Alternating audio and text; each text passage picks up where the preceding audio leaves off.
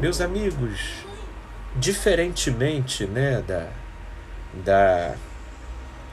do formato da mensagem que a gente costuma trazer como reflexão, primeiro lendo uma passagem da Bíblia e dali extraindo, né, as conclusões e as ponderações, eu particularmente gostaria de começar por um outro sentido e pensando, né, na direção do nosso ser singular no mundo. A dimensão dessa percepção, ela nos é tão precária pelo modo como a gente vive inserido num contexto rodeado por outras pessoas e ao nosso redor, e que a princípio isso furta de nós a percepção da nossa singularidade no mundo. O que seria singularidade no mundo? É o fato de que cada pessoa, per si, ela é um ser único no mundo. Um ser único no mundo. Pelo fato de vivermos rodeados, né, por pessoas,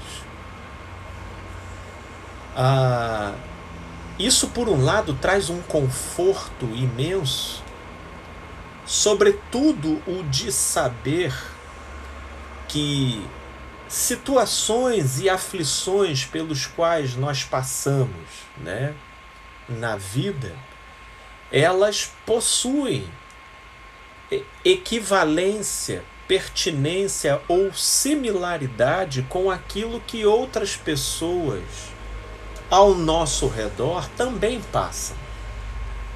Mas ainda que situacionalmente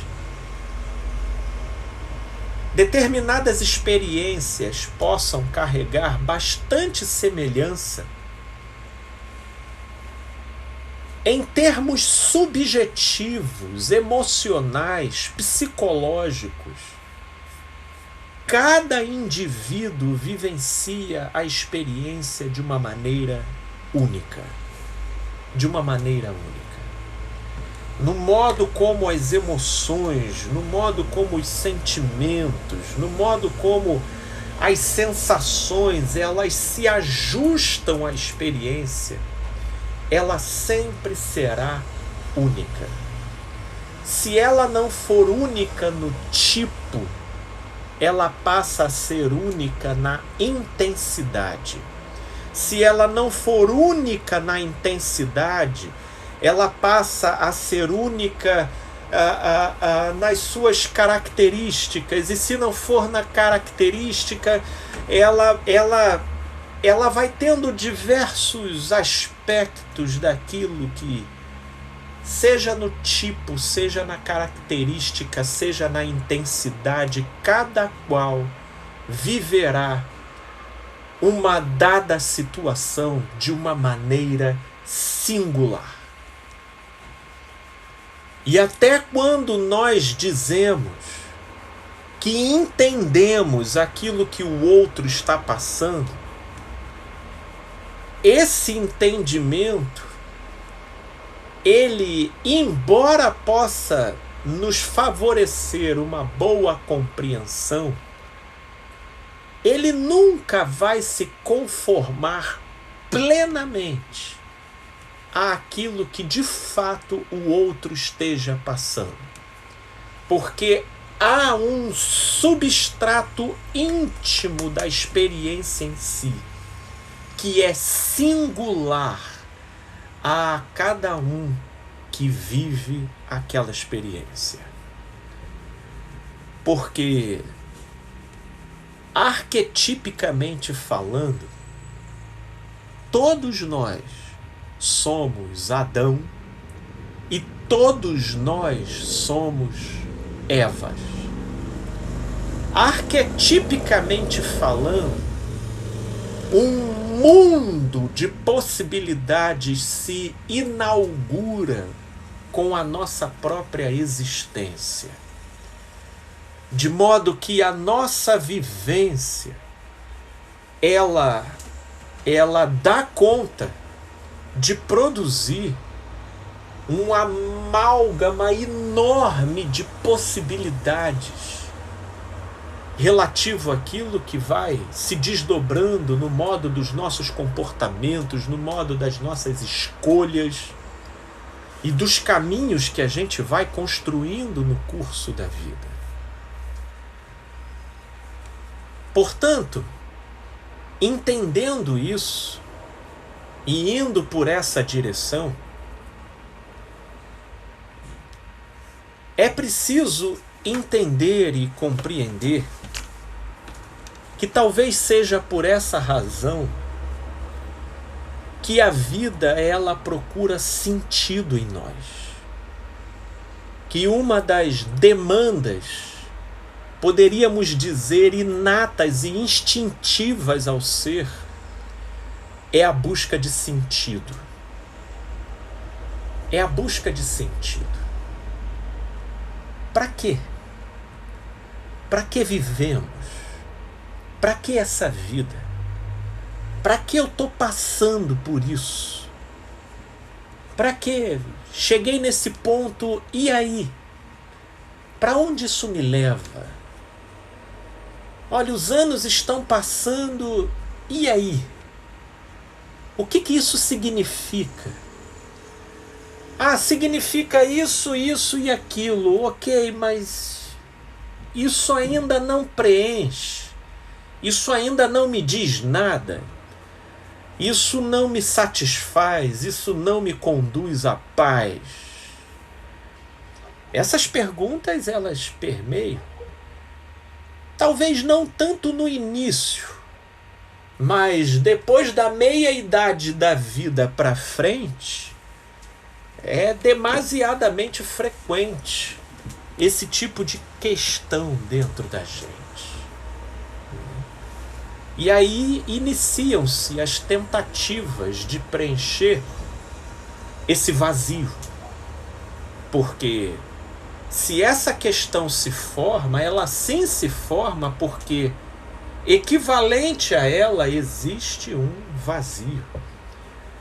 E um vazio que se faz presente em boa parte das nossas vivências, onde numa fase inicial a intensidade dos nossos sentimentos e reações, elas dão conta de maquiar esse vazio. Mas seja em função de um trauma, seja em função do próprio transcorrer da vida, seja em função de perdas ou de experiências as mais diversas, chega um dado momento na nossa vida em que esse vazio ele começa a se insinuar. E a pessoa começa a perceber, sentir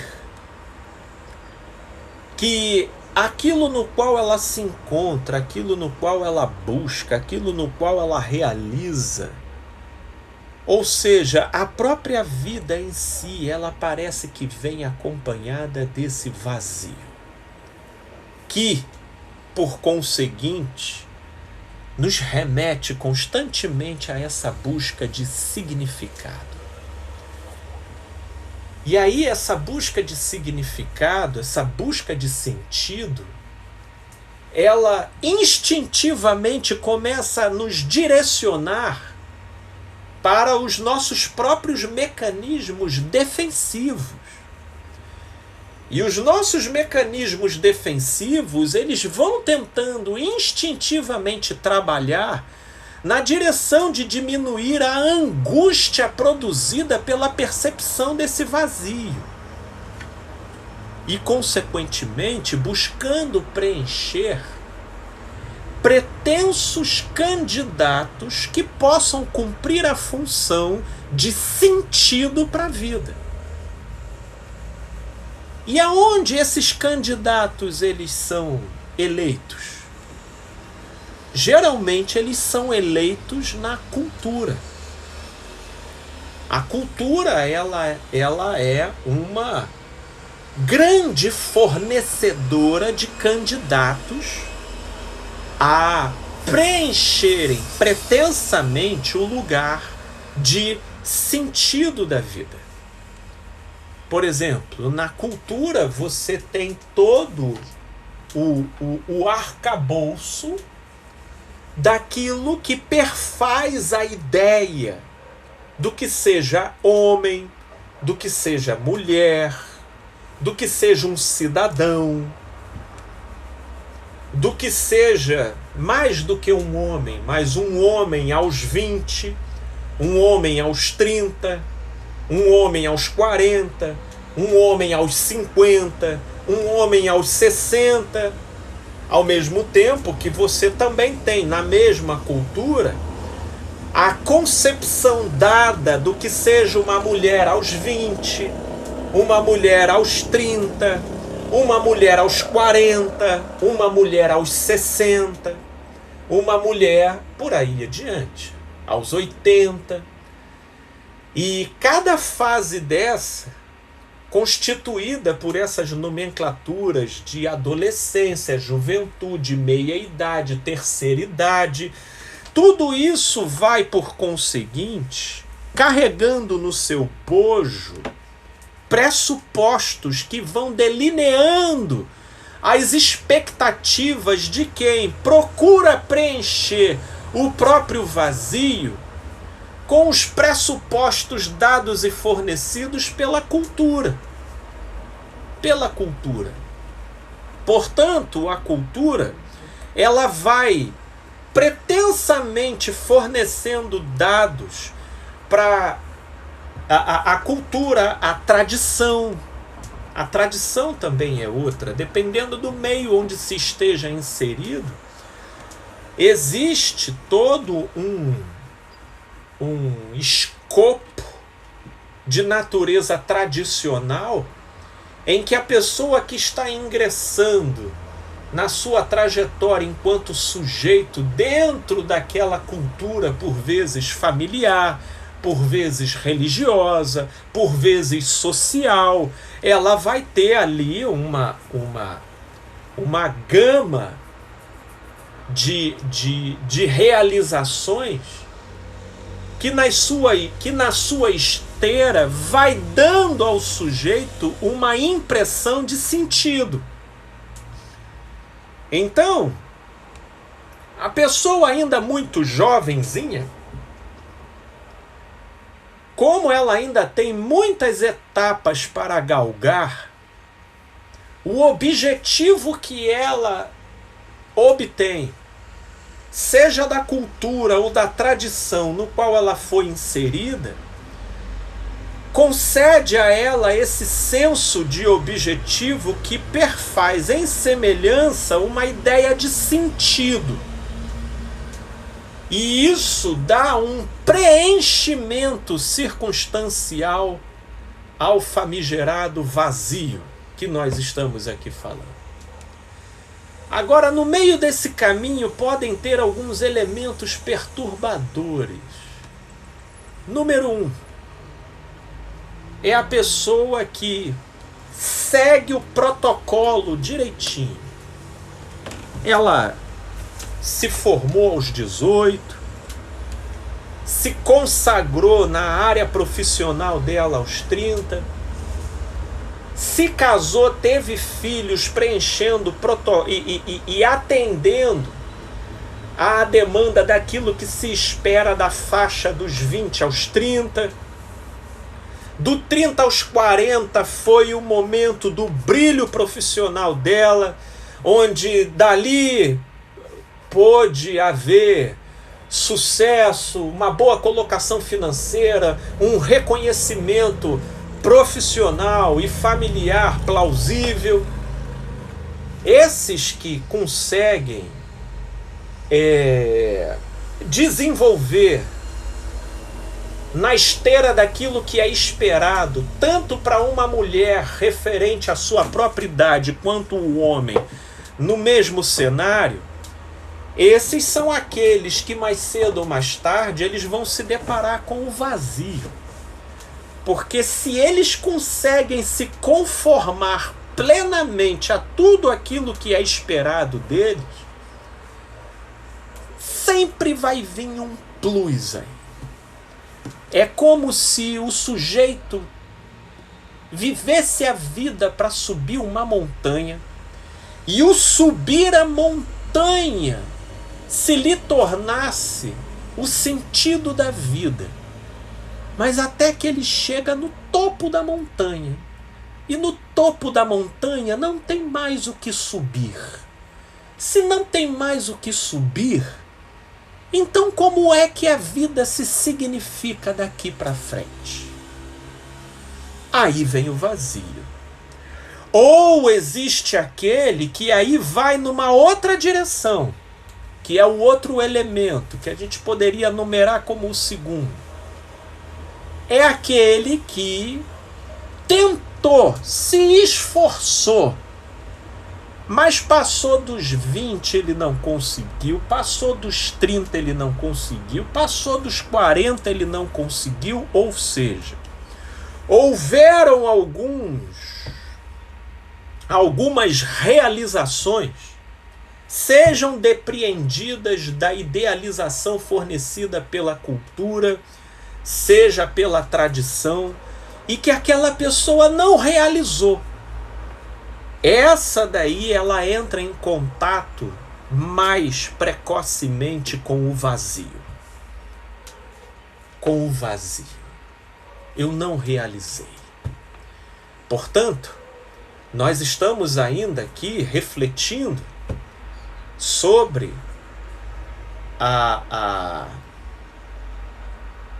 sobre aquilo que, se por um lado pode facilitar e viabilizar a nossa realização, pode juntamente e ambivalentemente também produzir obstáculos para a nossa individuação.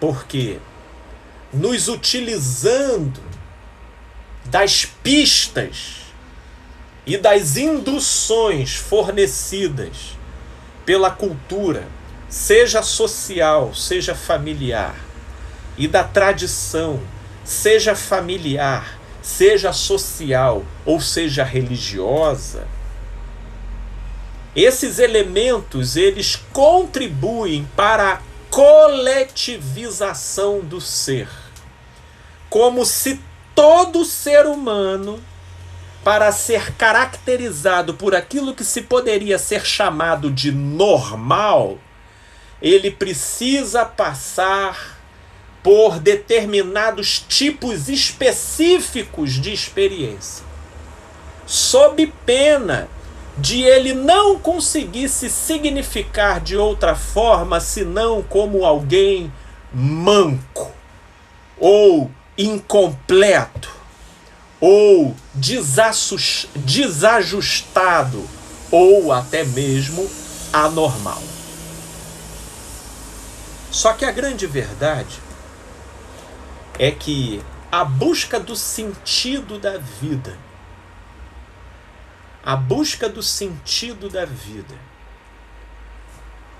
pelos significantes coletivos daquilo que nos são concedidos pela cultura e pela tradição dos homens, seja pelo viés familiar, social ou religioso, na verdade são meios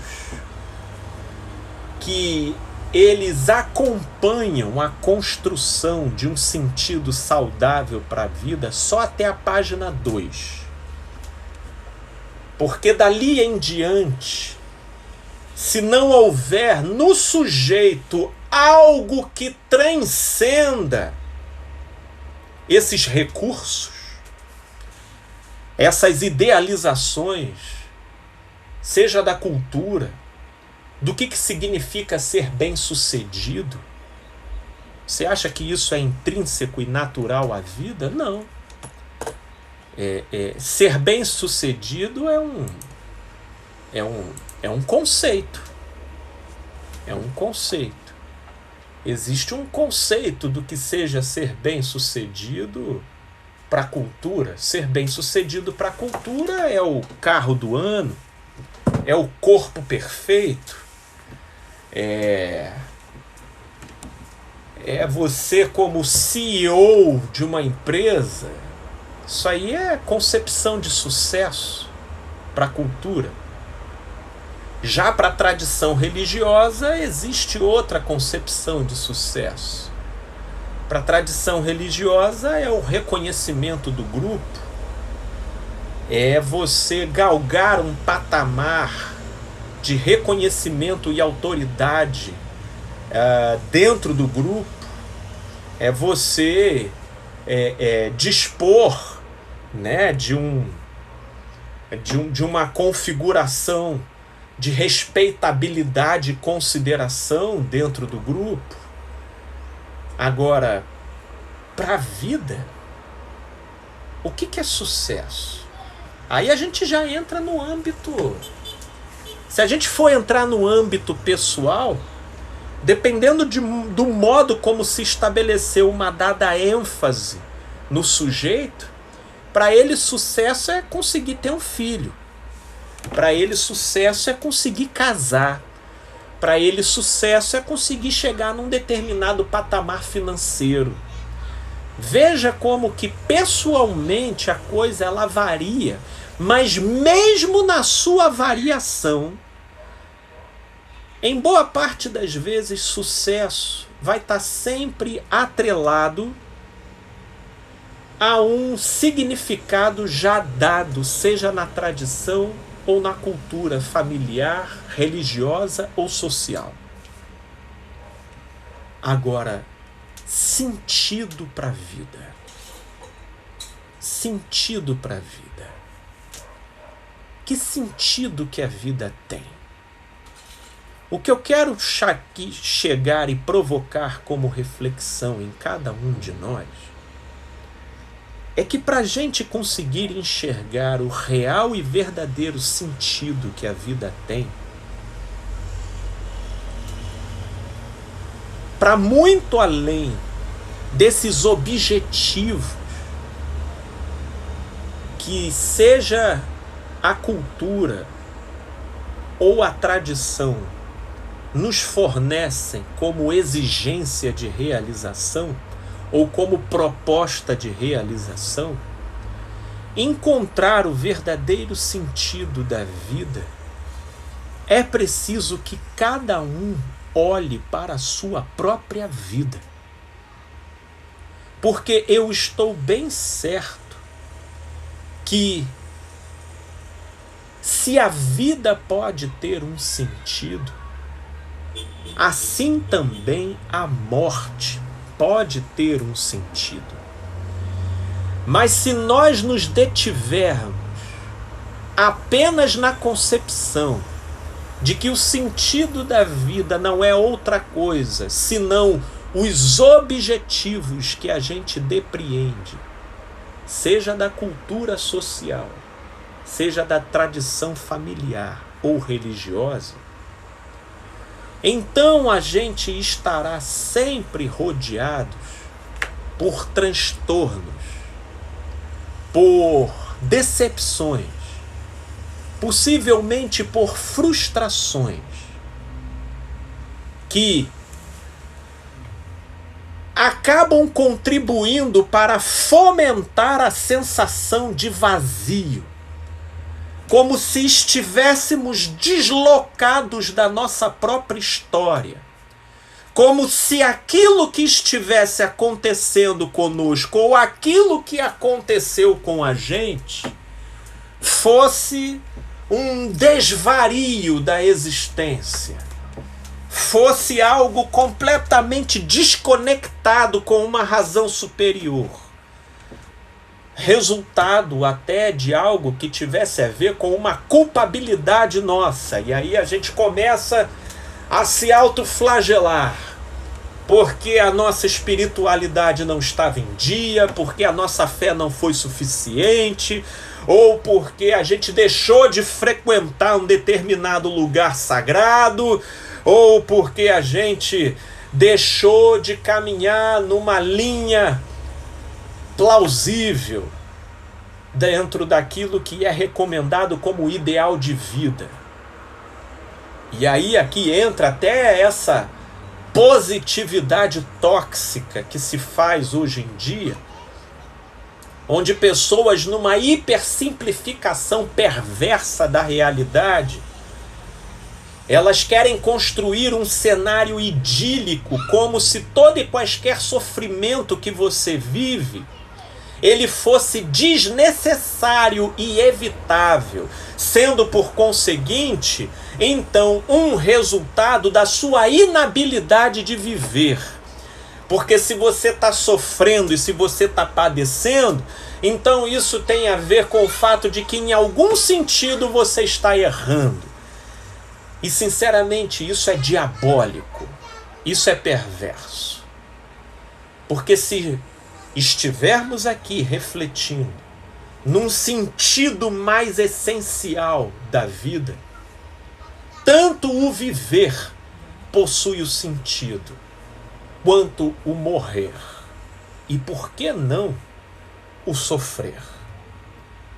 Portanto, o que eu quero aqui chamar a atenção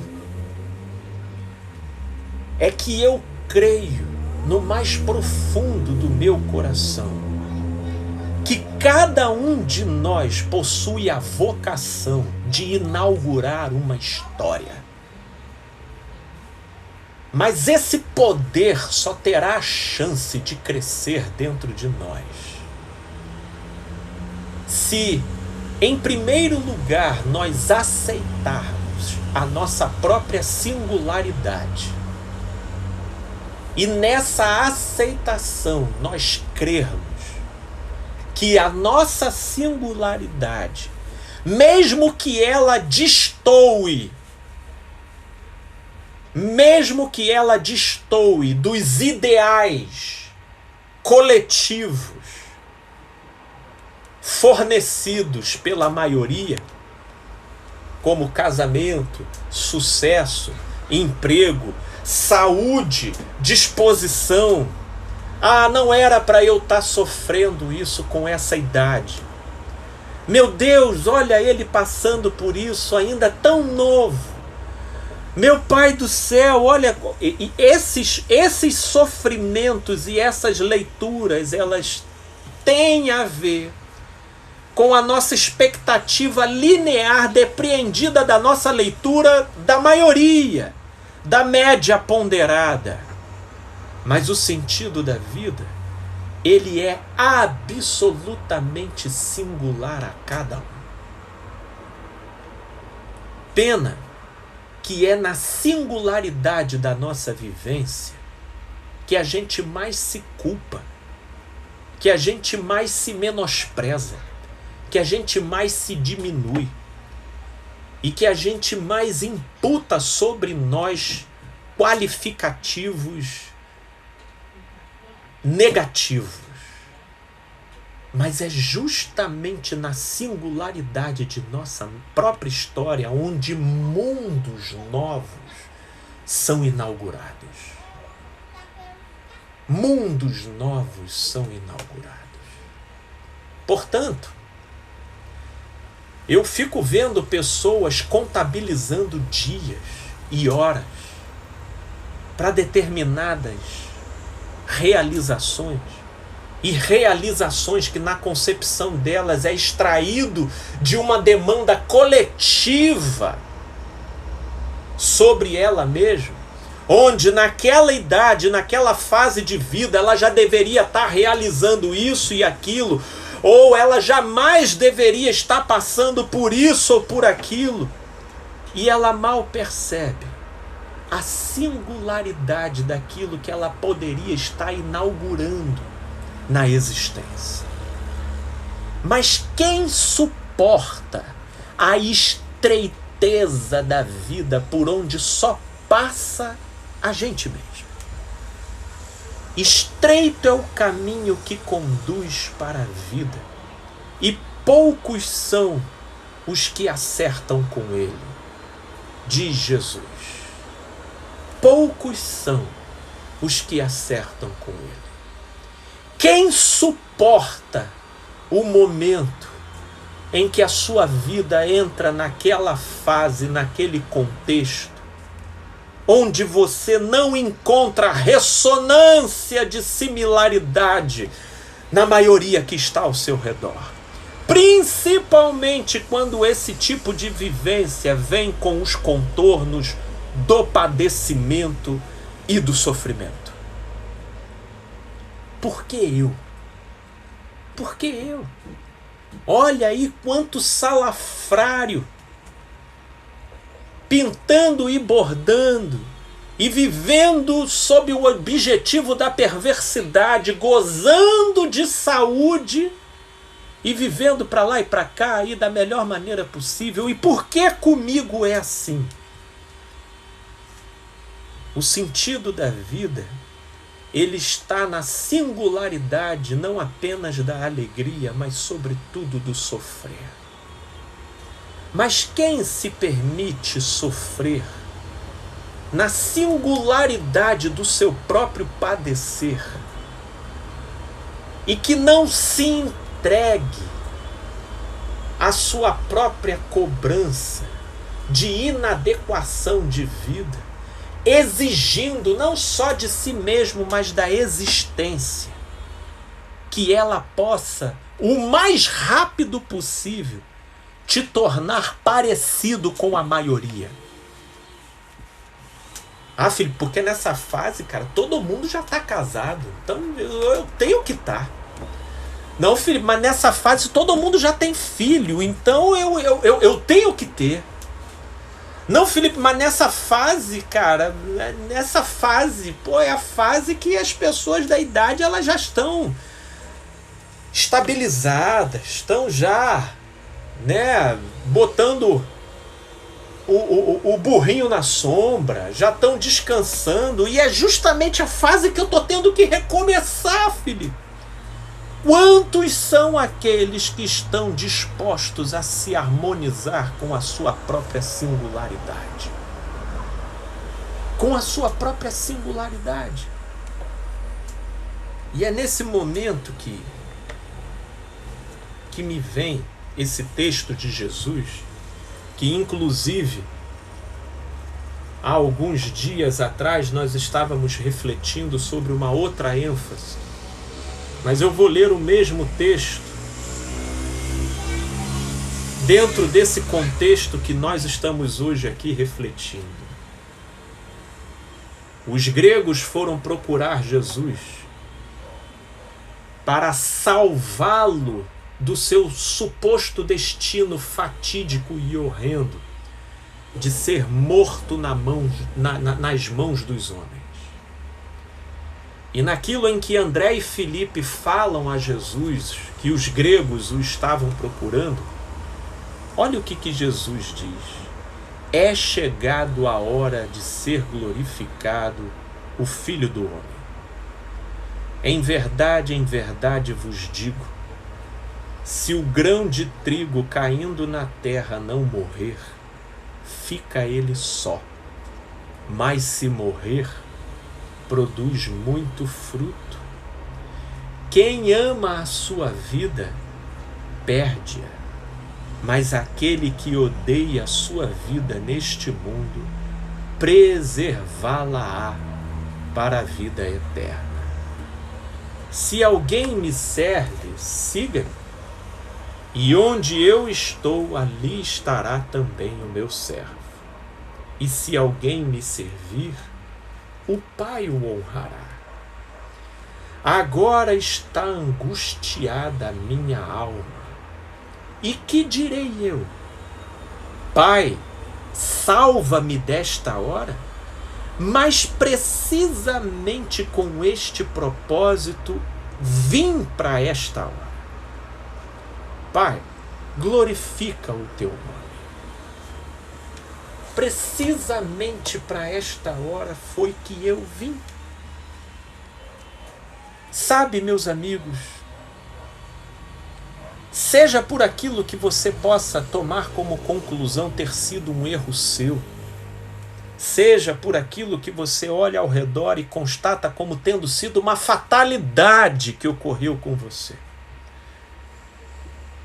eu bem creio que cada hora e cada momento que chegue até nós é justamente o tempo e o momento que era para estarmos vivendo. Mas o que nos bloqueia de vivermos a singularidade das nossas próprias experiências é o fato de nos exigirmos ser como os outros são.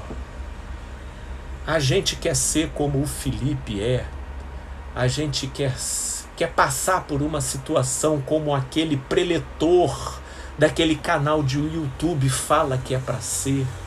A gente não permite a gente padecer do modo como a gente padece. A gente não se permite se entristecer do modo como a gente se entristece. A gente não se permite se angustiar do modo como a gente se angustia. E aí acaba que as situações na nossa vida passam. E como a gente estava sempre exigindo de nós ser aquilo que ou os outros gostariam que a gente fosse, ou aquilo que a gente se cobra a partir de uma idealização que a gente criou sobre nós mesmos, então é como se a gente não tivesse passado por aquilo, e ao invés daquilo se tornar uma lição em nós, aquilo vira um trauma. Aquilo vira um trauma. E uma vez que vira um trauma, a gente passa a lidar com aquela memória de maneira fóbica, de maneira altamente reativa, e reagindo de maneira repelente àquela memória. Que lição que se forma por aquilo que a gente viveu? Nenhuma. Nenhuma lição. Portanto, meus amigos, eu concluo com as palavras de Jesus no livro de Marcos.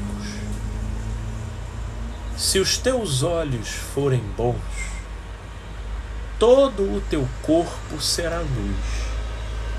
Mas se os teus olhos forem maus, até a luz que há em ti será trevas.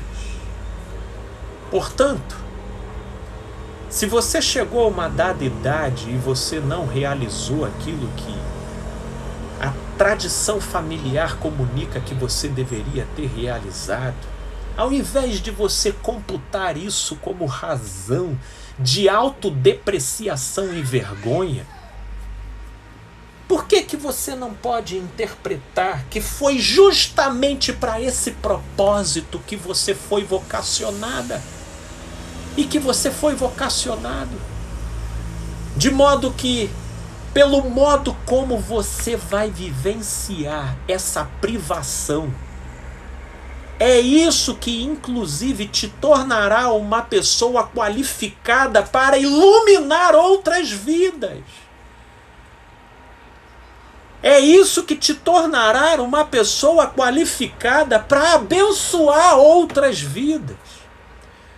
Porque é assim que eu me lembro certas angústias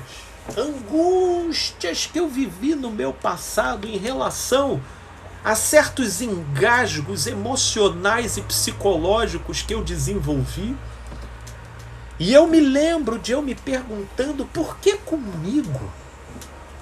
Meu Deus, mas tudo que eu queria era só entender isso para eu poder sair disso. Mas não havia esclarecimento disponível naquele momento. E essa realidade eu a vivi durante alguns anos, até que no seu tempo correto aquilo se ajustou. E aí eu percebi que era o que eu precisava ter passado, para que uma série de coisas dentro de mim pudessem ter sido formadas. E aí as angústias que foram vivenciadas lá na frente, que até hoje eu vivo sem questões a se fazer. Porque eu entendo que foi justamente para esse propósito que eu vim. Para viver as angústias que são minhas. Para viver os sofrimentos que são meus. Tanto quanto para viver as alegrias que são minhas. Mas para viver os desafios que são meus. Porque eu estou bem certo de que nem a morte, nem a vida, nem os anjos, nem principados, nem potestades, nem o presente, nem o porvir, nem criatura alguma, nada poderá nos separar desse amor. Nada poderá nos separar desse amor. Então, aceitando a parte daquilo que me cabe na história, ainda que a história me torne uma exceção àquilo que é esperado a alguém da minha idade, a alguém do meu gênero, a alguém da minha classe social, a alguém da família a quem eu pertenço. Eu não quero deixar de ver propósito. Eu não quero deixar de ver sentido. Sobretudo de poder entender que eu posso todas as coisas naquele que me fortalece. Portanto, qual o sentido da vida? O sentido da vida, ele não é único, ele não é simples, ele é dinâmico, ele é mutante. Ele pode ser algo que leve durante anos na vida de uma pessoa e ele pode ser algo que às vezes mude a cada dia e a cada semana. Porque o sentido da vida vai ser sempre o sentido que você confere para a vida que você vive. O sentido da vida será sempre o sentido que você confere para aquilo que você vive. Se você puder, então, aceitar aquilo que você vive, sem se divorciar da credulidade num cuidado e num amor superior, por mais que aquilo que você vive te leve a contradizer ao que coletivamente seja esperado de se viver no patamar de vida onde você encontra, da sua vida fluirão rios de água viva, de significado e de sentido. Credo nisto. Meus amigos, é essa mensagem e essa reflexão que eu gostaria de deixar nessa manhã para vocês. E a minha oração nesse momento é para que não haja absurdo, contradição ou paradoxo, que por mais sofrimento, por mais dores que possa vir a causar, não venha a afogar a nossa percepção, a nossa sensibilidade e consciência de enxergar sentido, conforme Cristo Jesus, de maneira a nos possibilitar a andar altaneiramente, a andar por sobre as águas do mar tumultuado das nossas emoções e sentimentos.